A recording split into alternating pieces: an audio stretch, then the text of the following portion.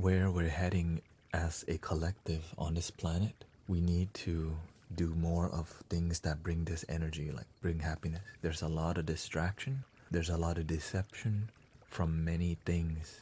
So the more we can get together and stay centered, when we're chanting all this, we're not here to escape reality. We're here to embrace what's going on. When we have negativity in our life, if we don't face the negativity, it's still there. I do this so that maybe you too may awaken and be inspired to help others. But make sure you help yourself mostly. Make sure that you fill your own cup first. All the energy, the stream, all this. This is possible because something inside happened. There's a lot of heaviness going on everywhere. Humanity is going through that phase of, when I look on the news, when I look at social media, there is so much information that's deceiving us from our true nature, which is the moment and our happiness now. I can let that stress me out, or I can do something about it. And I'm choosing, this is my part. And whenever you feel this peace, share it with others. And before you share with others, make sure that you fill your cup. Sometimes we want to help people so bad, but they're not ready to be helped. We really want people to wake up, but it's not time. But when we become a shining light, we become like one of these tuned, radiant. But we don't want to show off. We don't want to. An enlightened person will never say, I am enlightened, ever. Because if you show it off, the ego has kicked in. So whenever you see people talk about, I am enlightened, be careful. But at least it's a positive thing. What is it? Stay grounded, people. If you're experiencing a lot of negativity, because it's a choice. We can always look at negativity on the news, on YouTube. And when we feel stress, we're not aware that we have a choice sometimes. And that's why I'm here. You always have a choice. It may be difficult to choose happiness when you're really stressed out and you have really amazing reasons to be in your damn head. The greatest reason to be negative will continue to keep you in that mindset. But if you keep making a great reason to be optimistic, we're not here to be blindly positive. It's like if your house is on fire, you're like, no, oh no, somebody's making barbecue. Don't be blindly positive. Love and light. No. Be balanced. Like common sense, be open to seeing both sides.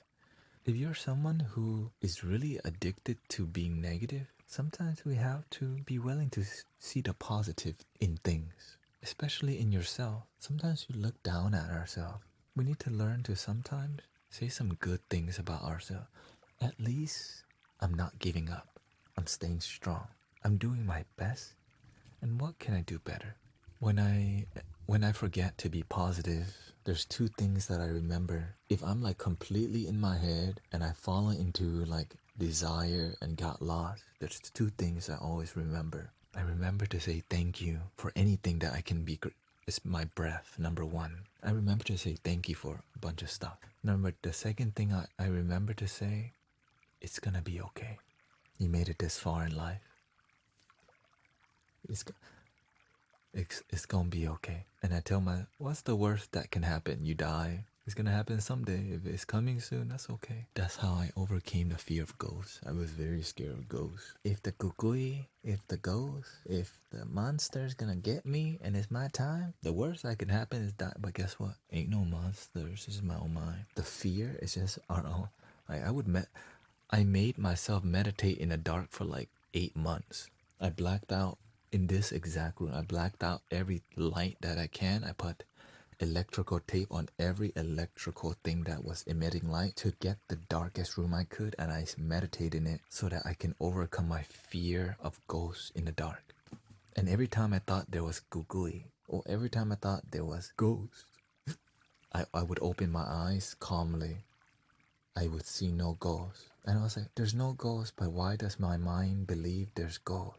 Sometimes we're habitually addicted to daydreaming negatively, that when there's nothing negative, the mind does that as a way to protect ourselves. Growing up, I didn't get a lot of love.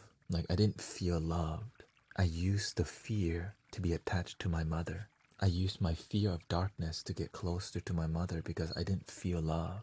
This is a reaction of things that have happened when we pay attention. I had abandonment issues. So I used this negative thing to get closer to my mother, but I still didn't get the love that I was seeking, which turned into me seeking women, sexual connection, excessive sexual seeking.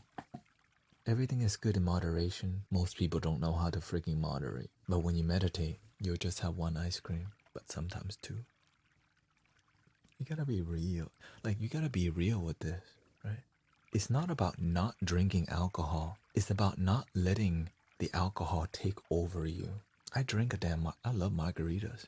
But I know when when it's taking over me, I give it distance. Guess what? Remember I was playing video games? It was taking over me. Plant vs. Zombies, Garden Warfare 2.